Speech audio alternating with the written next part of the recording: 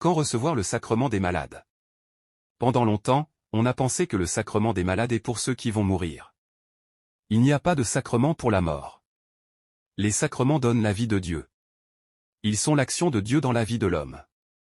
Lorsqu'on sent que quelqu'un doit mourir, on ne lui donnera pas le sacrement des malades mais le viatique, il s'agit du corps du Christ donné à quelqu'un au dernier moment de sa vie. Cette communion est la vie du Seigneur donnée pour lui donner de l'espérance et la force de parcourir le dernier chemin à la rencontre de celui qui l'a reçu. Mais quand recevoir alors le sacrement des malades, puisque c'était cela notre question? Le sacrement des malades ou de l'onction des malades peut être demandé par un chrétien quand il éprouve des difficultés liées à son état de maladie grave ou à la vieillesse, Catéchisme de l'Église catholique numéro 1527, en cas de danger de mort pour cause de maladie ou de vieillesse, numéro 1514 et 1528, ou au seuil d'une opération importante, numéro 1515. Si un malade qui a reçu l'onction recouvre la santé, il peut, en cas de nouvelle maladie grave, recevoir de nouveau ce sacrement.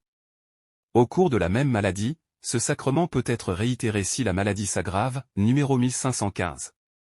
Le sacrement des malades est destiné aux fidèles dont la santé commence à être dangereusement atteinte par la maladie ou la vieillesse.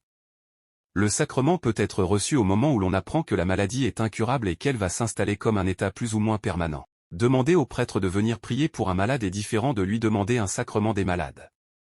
Le sacrement des malades est un sacrement de guérison un peu comme le sacrement de la confession. Apprenons désormais donc à profiter du sacrement des malades en cas de nécessité.